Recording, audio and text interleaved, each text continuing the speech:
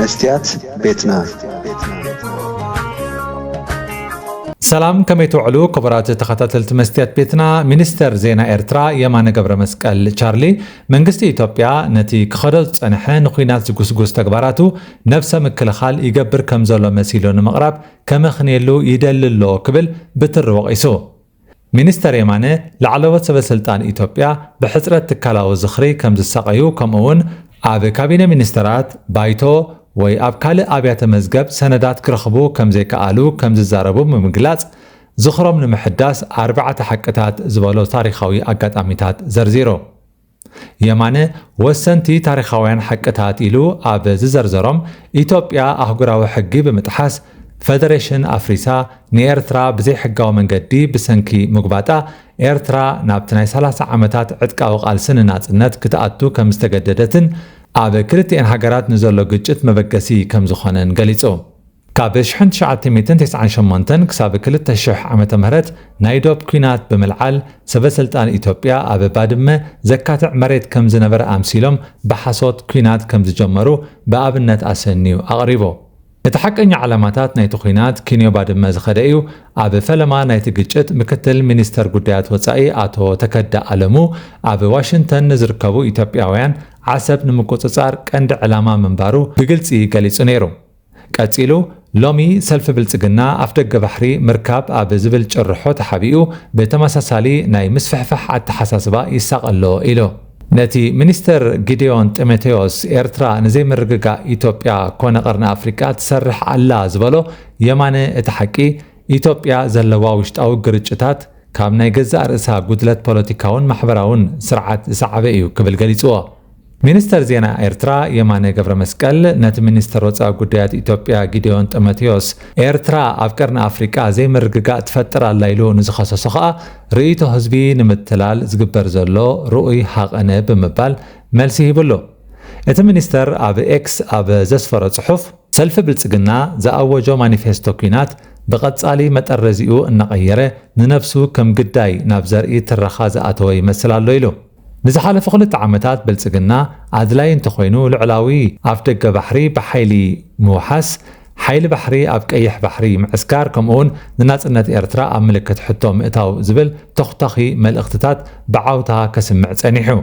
ኣብ ዝሓለፈ 2 ሳምንታት ግን እዚ መርዛም መናፍሕ ብሃንደበት ሓጢሙ ኢሉ ሚኒስተር ጉዳያት ወጻኢ ኢትዮጵያ ጊዲዮን ጢሞቴዎስ ሆርን ሬቪውን ዩኒቨርሲቲ አዲስ አበባን ብሓባር ኣብ ዘዳለውዎ መድረኽ ንመንግስቲ ኤርትራ ካብቲ ኣብ ልዕሊ ኢትዮጵያን ዞባን ዝኽተሎ ጉጉይ ፖሊሲ ከውፅእዎ ናብ ብሩህን ምትሕብባርን ዘለዎ መጻኢ ዘእቱ ንኣሽቱ ዝጭበጡ ስጉምትታት ክወስድ ከተባብዕዎ ንማሕበረሰብ ዓለም ጸዊዑ ነይሩ ሚኒስተር ጊዲዮን ኢትዮጵያ ምስ ኤርትራ ዘለዋ ዝምድና ብምጥቃስ ወላኳ ኣብ ልዕሊ ልኡላውነትን ግዛእታዊ ሓድነትን ከቢድ ምትኹታኻትን እንተተፈጸመ ኢትዮጵያ ልዑል ነፍሰ ግትኣት ከም ዘካየደት ሓቢሩ ኢትዮጵያ ዘርኣየቶ ልጓም ምእንቲ ሰላም ክትብል ዝወሰደቶ ሕርያ ምዃኑውን ኣስሚሩሎ ሕድሕድ ምምልላስ ሰበስልጣናት ኤርትራን ኢትዮጵያን ወግሒ ፀብሐ ይውሕዝ ኣሎ ክልቲኦም ወገናት ንሓድሕዶም ይጠቃቐኑ ኣለዉ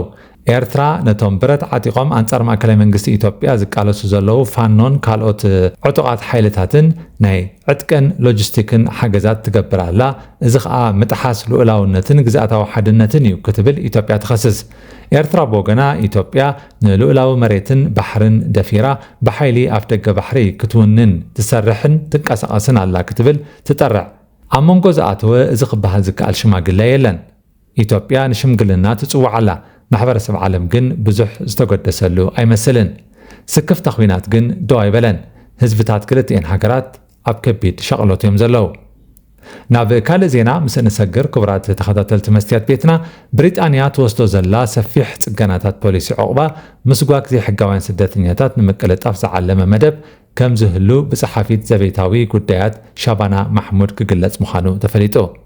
ንሳ ሎም ሶኒ 17 ሕዳር 2025 ንኣባላት ባይቶ ኣብ እትህቦ መግለጺ በዚ ሕጂ ዝሕሰብ ዘሎ ፖሊሲ እቶም ዕቑባ ዝተዋህቦም ንግዚኡ ጥራይ ኣብታ ሃገር ክጸንሑን ዝመጽእሉ ሃገር ኣብ ዝኾነ እዋን ውሕስ ኮይኑ እንተተረኺቡ ናብ ዓዶም ክምለሱን እዮም ኣብ ዓባይ ብሪጣንያ ዕቑባ ዝተዋህቦም ሰባት ብቐዳምነት ኣብታ ሃገር ንምንባር ሕቶ ቅድሚ ምቕራቦም 20 ዓመታት ክጽበዩ ክግደዱ ምዃኖም እውን ተገሊጹ ንሳ ብሰንበት ንቢቢሲ ኣብ ዝሃበቶ ቃል እዚ ንዓይ ሞራላዊ ተልእኾ እዩ ምክንያቱ ዘይሕጋውያን ስደተኛታት ንሃገርና ይሃሲዋ እዮም ዘለው ማሕበረሰባት ይበታተን ከም ዘሎ ይርኢ ኣለኹ ኢላ ዓቀባዊ ጸሓፊ ውሽጣዊ ጉዳያት ክሪስ ፊሊፕ እቲ ስጉምቲ ካብዚ ንላዕሊ ክኸይድን ሕቶ ዕቕብኦም ዘይሰለጦም ሓተት ዕቕባ ኣብ ውሽጢ ሓደ ሰሙን ከም ዝስገጉን ገሊጹ እዚ ውጥናት ካብ ገለ ኣባላት ባይቶ ሰልፊ ዕዮ ነቐፌታ ስዒብዎ ኣሎ መንግስቲ ኣብ ጉዳይ ኢሚግሬሽን ሙሉእ ብሙሉእ ናብ ጌጋ ኣንፈት ይኸይድ ከም ዘሎ ይገልጹ እቲ ሰልፊ መንግስቲ ኣብ ጉዳይ ኢሚግሬሽን ሙሉእ ብሙሉእ ናብ ጌጋ ኣንፈት ይኸይድ ከም ዘሎ ይገልጽ መንግስቲ ብዝሒ ብንኣሽቱ ጀላቡ ናብ ዓባይ ብሪጣንያ ዝኣትዉ ሰባት ክቕንስ ዝደሊ ኮይኑ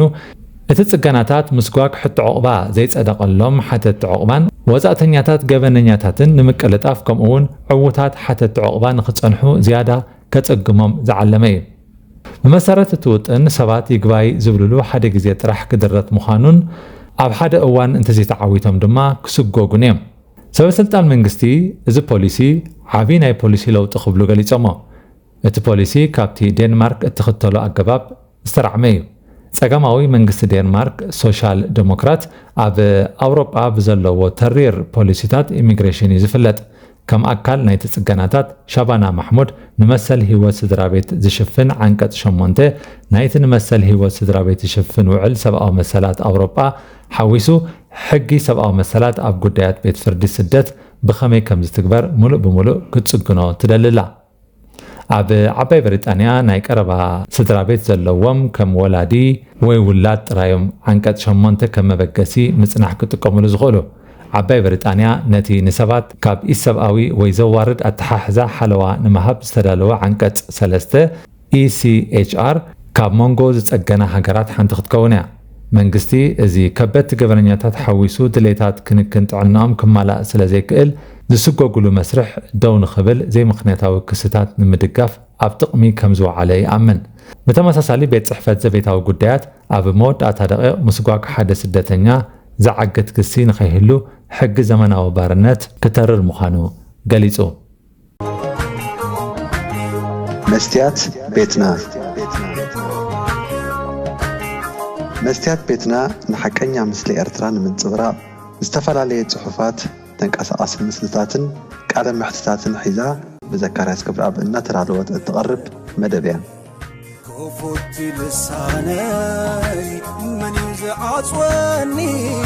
عيسجدن علي عبطاقوت ملاخي قطاوخي قنا مسلي فتحي